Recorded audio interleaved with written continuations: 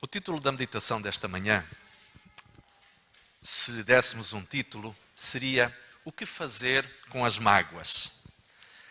O hino que cantámos logo no iniciozinho desta meditação dizia: leva a Cristo as tuas mágoas. Era uma ideia que era repetida frequentemente na melodia que cantámos há pouquinho. Talvez neste momento, aqueles que aqui nos estão a assistir presencialmente ou aqueles que estão a partir de casa, alguém esteja a lidar com mágoas no seu coração. Quem sabe, neste momento, uma irmã que nos esteja a assistir recebeu um diagnóstico daqueles diagnósticos terríveis que ninguém quer receber do médico e sabe que tem uma doença difícil, de prognóstico bastante complexo no seu corpo a progredir. Talvez alguém neste momento esteja a viver a dor de ter sido surpreendentemente dispensado do seu trabalho e está inseguro em relação ao futuro. Alguém, quem sabe, que neste momento está a viver o luto de ter perdido uma pessoa que lhe era muito querida. Talvez neste momento alguém esteja aqui a ouvir estas palavras e a dizer no seu coração, a sentir a dor de ter sido traído por alguém que acreditava, que confiava, um amigo, um familiar, um parente, uma pessoa, enfim, em quem depositava toda a sua confiança. Talvez esteja aqui neste momento alguém que, embora se tenham passado já muitos anos de algum episódio doloroso da sua vida, mas que o trauma que ficou o faz sentir tanta dor, como se isso tivesse acabado de acontecer ontem. O que fazer com estas mágoas?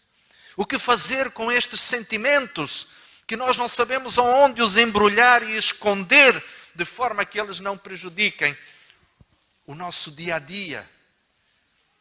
Como sanearmos a nossa mente destas coisas que nos intoxicam permanentemente? O que a Bíblia tem a dizer sobre isto? Gostaria de convidá-los, prezados e queridos amigos, a irmos à palavra do Senhor, buscar a sabedoria para este momento. E o texto que vos propunha está em Filipenses, capítulo 4. E vamos ler os versos 6 e 7. Filipenses, capítulo 4, os versos 6 e 7. Vale a pena dizer, a título quase de margem, de nota marginal, que a epístola de Paulo aos Filipenses é uma epístola de grande riqueza em termos de inteligência emocional e de conteúdo psicológico. Filipenses, capítulo 4, os versos 6 e 7. E ali então o apóstolo Paulo, nesta que foi talvez das mais lúcidas em termos emocionais das epístolas que Paulo escreveu, ele diz o seguinte: Filipenses, capítulo 4, versos 6 e 7. E diz então o apóstolo dos estrangeiros: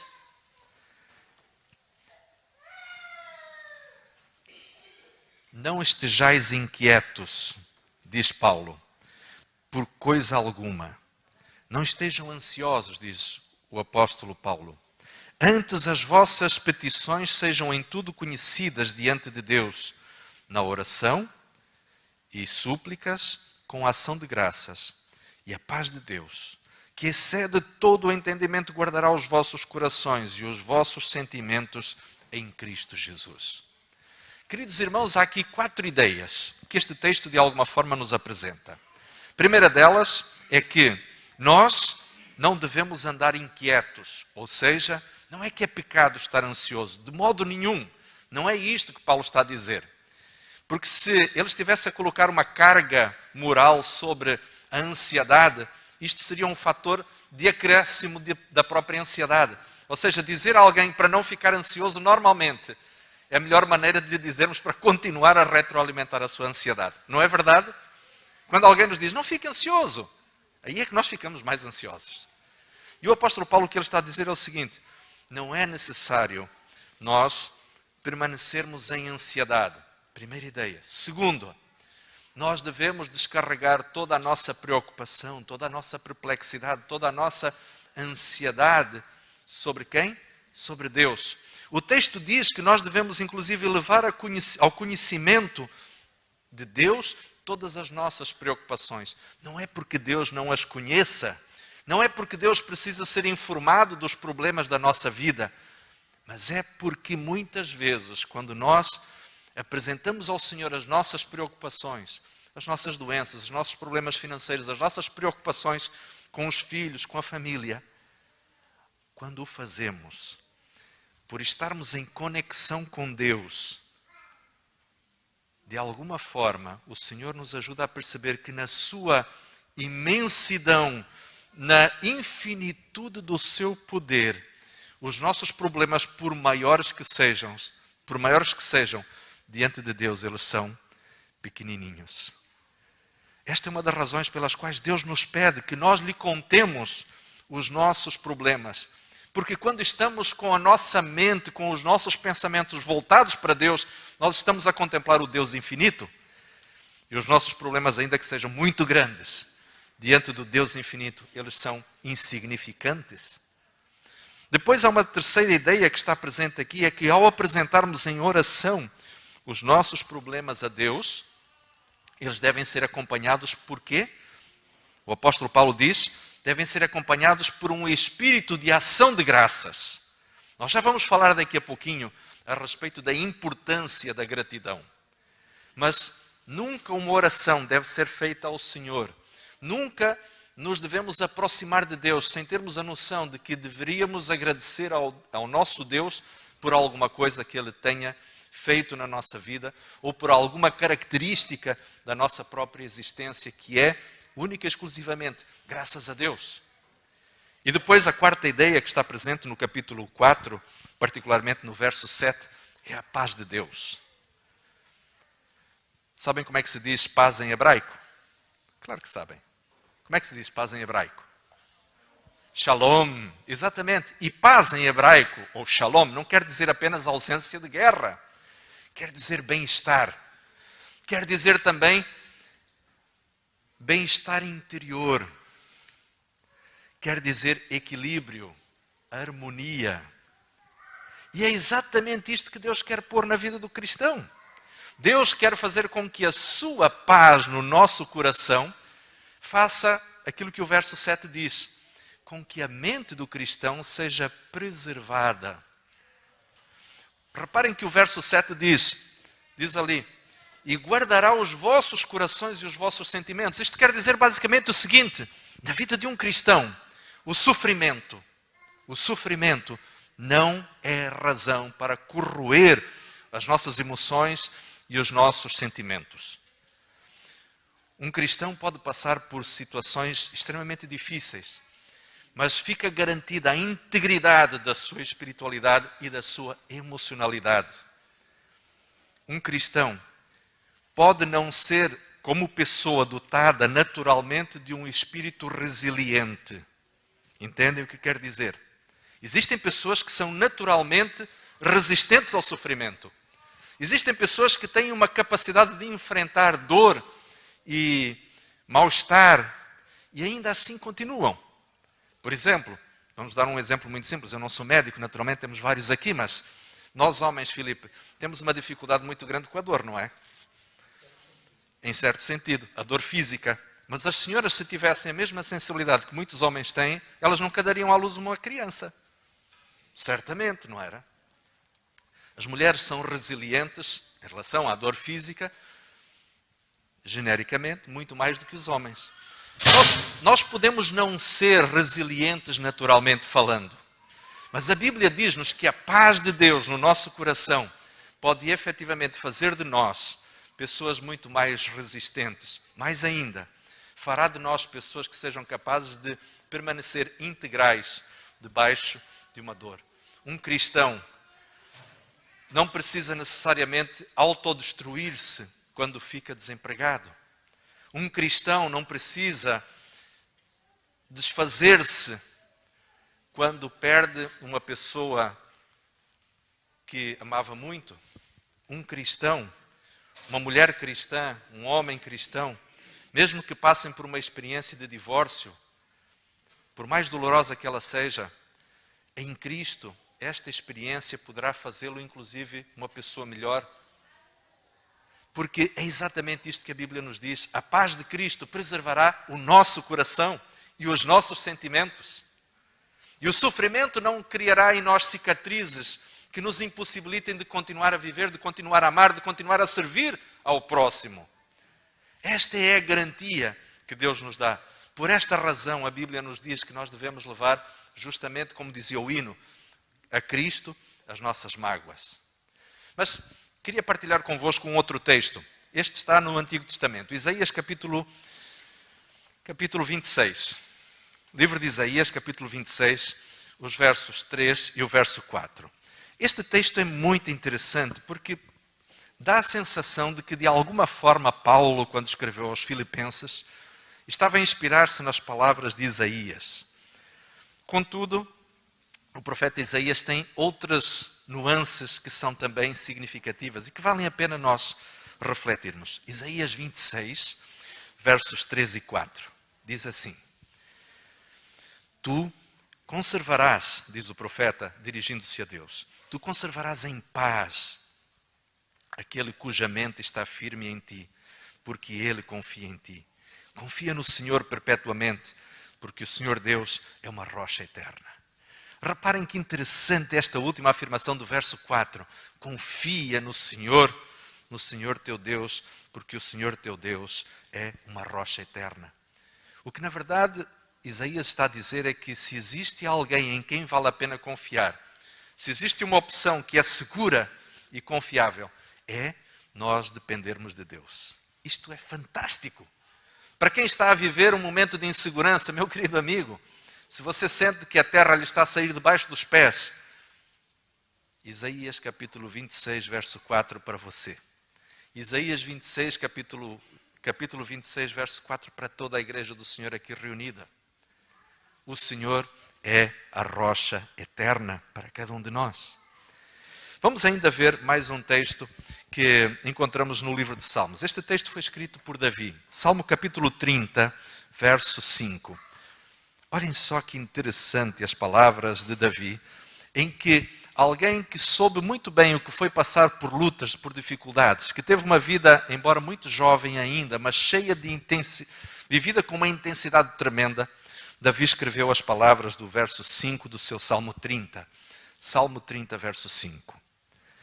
Porque a tua ira, a ira do Senhor, durará um momento. E aqui, Davi mostra a sua confiança na misericórdia de Deus. Depois ele continua dizendo: e no seu favor está a vida. O choro pode durar uma noite, mas a alegria vem pela manhã. Meus queridos irmãos e amigos, eu tenho como pastor sido muito abençoado na experiência de acompanhar pessoas, por vezes, nas suas próprias lutas e nas suas dores. Eu também tenho essa experiência na minha própria vida. Não acreditem que a vida de um pastor é uma vida às mil maravilhas, que tudo é um mar de rosas, até porque as rosas têm espinhos.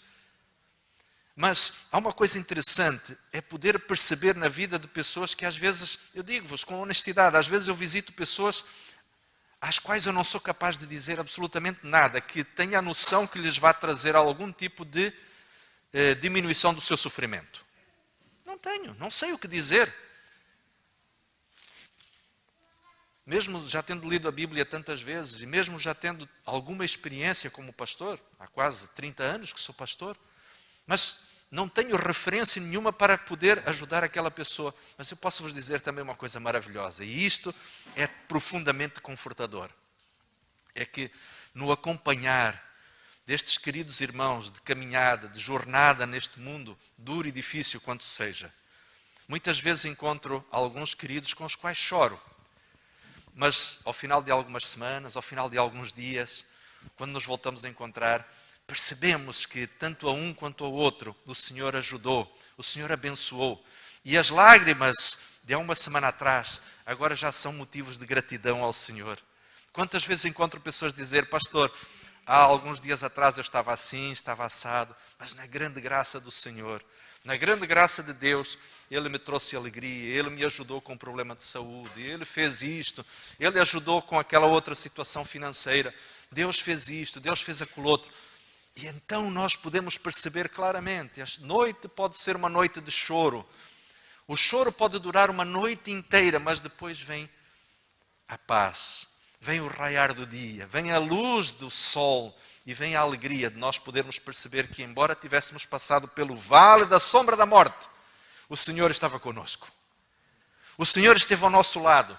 E embora Ele estivesse em silêncio, mas Deus estava caminhando ao nosso lado, suportando e sustentando-nos nas nossas lutas e nas nossas dificuldades. E, queridos amigos, eu não sei exatamente das circunstâncias que cada um de nós possa estar a viver. Mas se este efetivamente é um momento de noite para você, de lágrimas e de choro, acredite que mais tarde ou mais cedo o Senhor fará brilhar sobre você o sol da justiça, a alegria da manifestação da bênção do Senhor e da providência dEle na sua própria existência também. Há um texto que nós não podemos esquecer. Eu gostaria que abríssemos agora a nossa Bíblia em 1 Coríntios capítulo 10, verso 13. 1 Coríntios capítulo 10, verso 13. Esta é uma promessa certa e confiável. 1 Coríntios capítulo 10, verso 13, diz Paulo ao escrever aos crentes da igreja de Corinto: não veio sobre vós tentação, senão humana, mas fiel é Deus, que vos não deixará tentar acima do que podeis. Antes, com a tentação, Deus dará também o escape para que possais suportar. Sabem,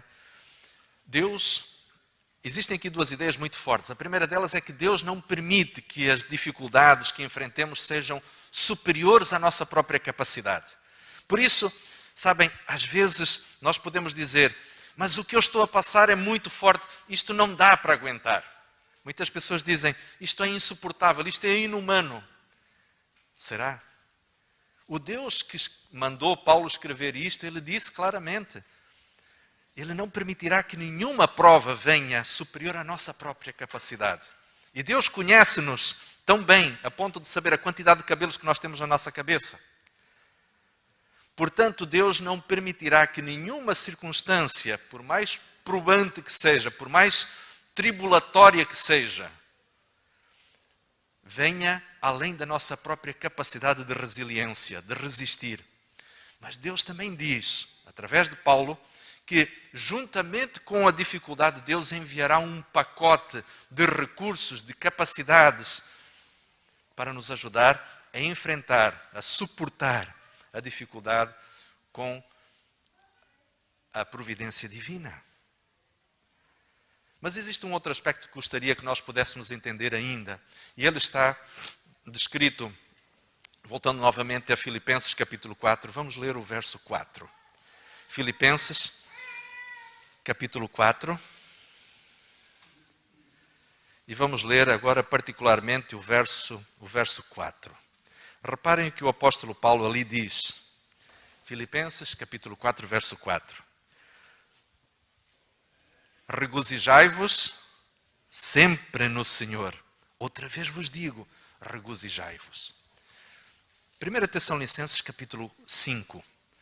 Também do mesmo autor, Paulo, mas escrito aos crentes da igreja de Tessalónica. 1 Tessalonicenses capítulo 5, versos 16 e depois o verso 18. Diz assim: regozijai-vos sempre. Parece que Paulo fez aqui um copy-paste, não é? Entre a epístola dos Filipenses. Mas no verso 18 ele diz assim: em tudo dai graças, porque esta é a vontade de Deus em Cristo Jesus para convosco. Para ilustrar isto, vou contar-vos uma pequena história. Alguns dos vossos filhos, ou melhor, alguns dos filhos de pessoas que aqui estão, ouviram esta parábola moderna que contei às crianças durante esta semana. É a história do Carlinhos. O Carlinhos é um menino que estava ansioso por mostrar a sua bola nova aos coleguinhas na escola. Mas quando a mamã abriu as persianas do seu quarto naquela manhã, ele ficou todo chateado. Ficou chateado por um motivo que talvez para muitos de nós hoje daria imensa satisfação. É porque naquele dia estava a chover. E o Carlinhos estava todo aborrecido porque não ia poder levar a bola nova para brincar com os colegas no pátio, no recreio. E então o Carlinhos, com o seu humor característico de criança, começou a reclamar com a mãe. A reclamar da roupa, do tênis, da comida que a mãe lhe pôs para o pequeno almoço. E a mãe, para não perder a paciência, resolveu, como as mães sábias e cristãs sabem fazer, contornar a situação. A mãe do Carlinhos pegou num pequeno pote onde tinha tinha ali grão de bico, e pegou num vidrozinho pequeno e disse assim: filho, estás a ver este vidro? Este vidro representa a tua felicidade. Este vidro é o vidro da tua felicidade. E neste momento, este vidro ele está o quê? E amuado, mal-humorado, o Carlinhos diz: este vidro está vazio. Ok, então é assim que está o teu coraçãozinho neste momento, em termos de felicidade. Mas começa a mãe então, pegando uma mão cheia de grão de bico, e começa a dizer-lhe: olha filho, tu lembras-te quando há uns meses atrás apareceu aqui um passarinho que o papá trouxe, que estava com a asinha quebrada e com a perninha magoada? Tu lembras-te como o papá cuidou deste passarinho, como nós acompanhámos esta situação? E depois, quando soltámos o passarinho, quando ele já estava curado, tu já viste que ele de vez em quando vem à janela da nossa cozinha nos visitar como se viesse agradecer o que nós lhe fizemos. E um olhar de lembrança, de alegria, invade o rostinho do Carlinhos e ele ilumina-se com a recordação do tal passarinho. E a mãe então solta um grão de bico dentro do vidro. E tu lembras-te que tu tens duas perninhas saudáveis, dois bracinhos saudáveis? E ele balança a cabeça, meio contrariado, mas balança a cabeça, e a mãe deixa cair mais 4 grãozinhos dentro do vidro. E depois a mãe continua dizendo: tu recordas-te que há uns dias atrás, quando nós víamos o telejornal e víamos notícias sobre aquelas crianças que vêm de países onde existe guerra, que as suas casas foram bombardeadas e que morreram pessoas da sua família. Tu lembras de ter visto aquelas crianças viajando de barco em lugares assim terríveis e ouvires falar de que estes refugiados, estas pessoas que estão a fugir dos seus países, não têm comida, não têm casa, não têm um lugar onde possam descansar à noite? E tu já pensaste que tens casa, tens um papá, uma mamã, tens o teu quarto, tens os teus brinquedos, e com isso, a cada coisa que a mãe ia falando, ia deixando cair uns grãozinhos de bico dentro do vidrinho. Tu já viste que tens o avô Paulo, a avó Maria, te dão presentes? Tu já pensaste no avô José e na avó Ana? E a mãe ia deixando cair mais alguns grãozinhos lá dentro.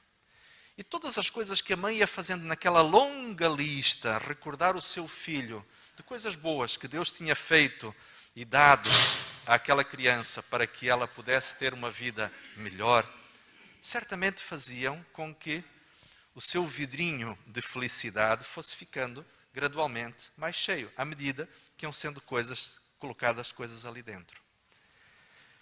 Ao final do pequeno almoço, a mãe já tinha feito uma lista tão grande de coisas que o Carlinhos olhou para o seu vidro e disse: afinal, o meu vidro de felicidade não está tão vazio assim. E o que aquela criança levou para o seu dia chuvoso de aulas é que a felicidade não depende de algumas coisas que nós não temos, mas daquelas pelas quais nós somos gratos.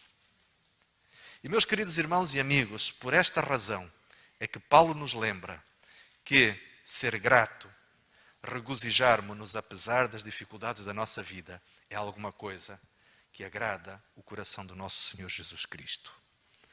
Por uma razão muito simples. É porque a nossa vida não teria nenhum sentido não fosse o fato de um dia Jesus Cristo ter estado disposto a dar o seu sangue na cruz, para que hoje nós possamos olhar para o futuro e saber que diante de nós não está o caminho da morte, o caminho da sepultura, mas sim a autoestrada da salvação.